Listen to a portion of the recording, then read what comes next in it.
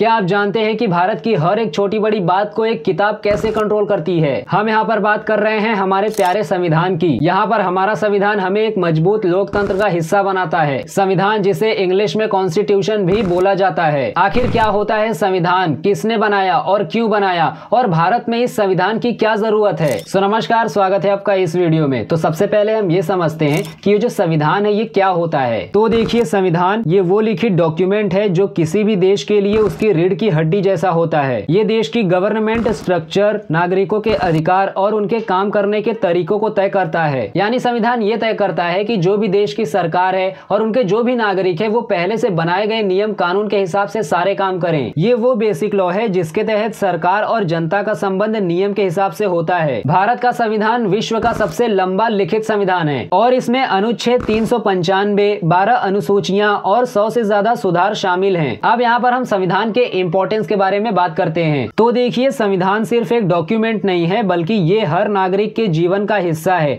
ये न केवल उनके अधिकारों की रक्षा करता है बल्कि ये भी तय करता है कि वे अपने वादों को निभाएं। ये संविधान सरकार को ये बताता है कि सरकार कैसे काम करेगी, कैसे चुनाव होंगे और कैसे कानून बनाए जाएंगे। हमारे संविधान ने लोकतंत्र, न्याय, स्वतंत्रता, समानता और बंधुत्व जैसे सिद्धांतों को अपनाया है। संविधान न सिर्फ सरकार की सीमाओं को बतलाता है बल्कि ये भी तय करता है कि ये जो सरकार है ये हर एक नागरिक के अधिकारों का सम्मान करे। अब हम जान लेते हैं कि संविधान के कौन कौन से काम हैं। इसमें सबसे पहले आता है सरकार के ढांचे को तय करना। यानी संविधान ये बताता है कि केंद्र सरकार और राज्य सरकारों का स्ट्रक्चर कैसा होगा, जैसे कि कार्यपालिका, विधायिका और न्यायपालिका। इन तीन मेन अंगों को दिखाता है। यहाँ पर दूसरा पॉइंट है नागरिकों के अधिकारों की सुरक्षा। यानी संविधान नागरिकों के अधिकारों को सुरक्षित रखता है। इसके तहत उन्हें स्वतंत्रता, समानता, धर्म की स्वतंत्रता और कल्चरल के साथ साथ एकेडमिक अधिकार भी प्राप्त होते हैं। यहाँ पर तीसरा पॉइंट है कानून बनाने का प्रोसेस। यानी संविधान ये तय करता है कि किस तरीके से नए कानून बनाए जाएंगे और कैसे मौजूदा कानून को बदला जा सकेगा। यहाँ पर चौथा पॉइंट है देश की एकता और सुरक्षा। यानी संविधान ये तय करता है कि देश के सभी हिस्से समान रूप से जुड़े रहें और कोई धर्म या जातिगत का विभाजन ना हो। अब हम जान लेते हैं कि भारत का संविधान कब बना था, किसने बनाया था और इसे बनाने में कितने दिन लगे थे। तो देखिए, भारत में संविधान का निर्माण 26 नवंबर सन 1949 को हुआ था और इसे सन 1950 को लागू किया गया। संविधान सभा की अध्यक्षता डॉक्टर भीमराव अंबेडकर ने की थी, जिन्हें भारतीय संविधान का निर्माता माना जाता है। और संविधान को तैयार करने में कुल 2 साल, 11 महीने और 18 दिन लगे थे। अब हम बात करते हैं कि संविधान की जरूरत कहाँ होती है। तो देखिए, संविधान हर उस एरिया में जरूरी है जहाँ कानून, अधिकार और ड्यूटीज की बात आती है। जैसे कि सबसे पहले आता है कानून व्यवस्था। यानी संविधान की मदद से कानून सिस्टमैटिक तरीके से रहते हैं, जिसके वजह से किसी का भी अन्याय के जरिए शोषण नहीं हो सकता। यहाँ पर दूसरा पॉइंट आता है शिक्षा का। यानी संविधान ने शिक्षा को मौलिक अधिकार घोषित किया है ताकि हर बच्चा मुफ्त में और जरूरी शिक्षा पा सके। यहाँ पर तीसरा पॉइंट है विधायिका। यानी संसद और विधानसभाओं का काम संविधान के आधार पर चलता है। कानून बनाने के प्रोसेस,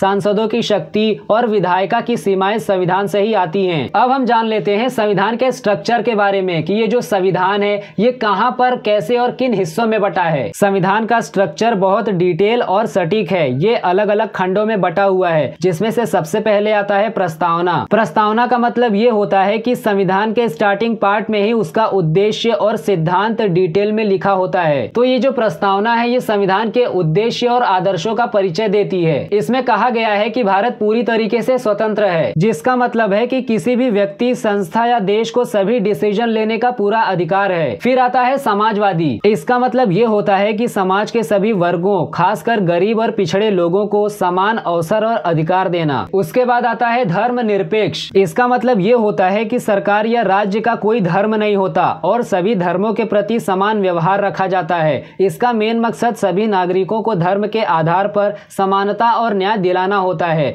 बिना किसी धार्मिक भेदभाव के। फिर आता है लोकतांत्रिक गणराज्य, जिसमें क्या होता है कि देश की जनता अपने अधिकार के हिसाब से सरकार या फिर राष्ट्रपति का चुनाव कर सकती है। ये तो हो गई प्रस्तावना की बात, लेकिन अब बात आती है मौलिक अधिकार में अनुच्छेद 12 से 35 की। ये नागरिकों को दिए गए कुछ बेसिक अधिकार हैं, जिनमें हर व्यक्ति की स्वतंत्रता, धर्म की स्वतंत्रता, समानता का अधिकार और शिक्षा का अधिकार शामिल है। फिर आता है बेसिक काम में अनुच्छेद 51A। ये वो काम है जिन्हें हर नागरिक को पूरा करना चाहिए। इसमें संविधान का सम्मान करना, देश की रक्षा करना और पब्लिक प्रॉपर्टी की रक्षा करना शामिल है। उसके बाद आता है संविधान सुधार, यानी संविधान के अनुच्छेद 368 के तहत इसमें बदलाव किए जा सकते हैं। ये संविधान को लचीला बनाता है ताकि समय के साथ जरूरी बदलाव किए जा सकें। अब हम समझते हैं संविधान के प्रैक्टिकल इंपॉर्टेंस के बारे में। इसमें सबसे पहले आता है नागरिक अधिकार, यानी जब किसी के बेसिक अधिकार का उल्लंघन होता है तो वो सीधे न्यायालय का सहारा ले सकता है। इसमें दूसरा पॉइंट है लीगल प्रोसेस, यानी संविधान ये तय करता है कि कैसे न्यायालय और पुलिस कानून व्यवस्था बनाए रखेंगी। फिर तीसरा पॉइंट आता है जुडिशियल रिव्यू, यानी संविधान न्यायपालिका को ये अधिकार देता है कि वो किसी भी कानून या सरकारी आदेश की वैलिडिटी को परखे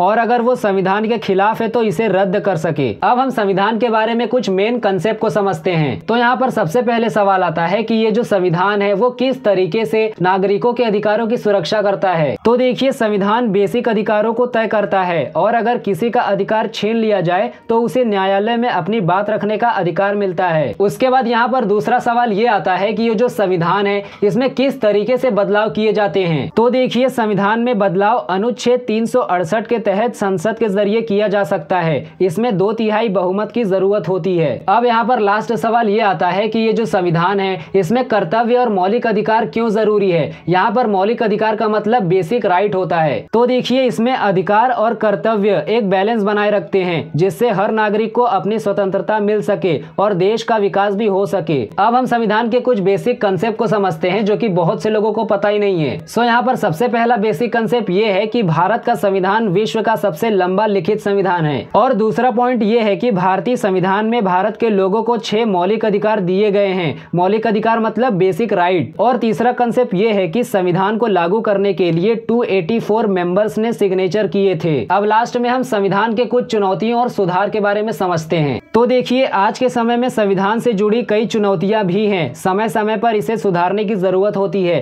ताकि ये बदलते समय और समाज की जरूरतों को पूरा कर सके। जिसमें से सबसे पहले चुनौती की बात आती है संविधान के अनुच्छेदों का दुरुपयोग, यानी कुछ मामलों में संविधान के शर्तों का दुरुपयोग होता है, जैसे कि आरक्षण का मुद्दा। यहाँ पर संविधान में दूसरी चुनौती है संविधान में अस्पष्टता, यानी संविधान के कुछ अनुच्छेदों में अस्पष्टता होने की वजह से कानूनी विवाद जन्म लेती हैं। इसमें तीसरी और सबसे बड़ी चुनौती आती है जो कि है पॉलिटिकल इंटरफेरेंस, यानी संविधान के न्याय को बनाए रखना जरूरी है, खासकर तब जब राजनीतिक शक्तियां इसमें इंटरफेरेंस करने की कोशिश करती हैं। आज के समय में संविधान और भी ज्यादा इम्पोर्टेंट हो चुका है। ये हमारे लोकतंत्र को बनाए रखने के लिए नागरिकों के अधिकारों की रक्षा करने और सरकार की वर्क सिस्टम को सही दिशा में चलाने के लिए बहुत इम्पोर्टेंट है। संविधान न केवल भारत को एकजुट रखता है बल्कि ये भी तय करता है कि देश में न्याय, स्वतंत्रता और समानता का पालन हो। सो आई होप आपको ये चीजें एकदम अच्छी तरीके से समझ में आई होंगी कि ये जो संविधान है ये हमारे देश के लिए क्यों जरूरी है। बाकी हम फिर मिलते हैं नेक्स्ट वीडियो में। तब तक आप हंसते रहिए, खेलते रहिए और मुस्कुराते रहिए।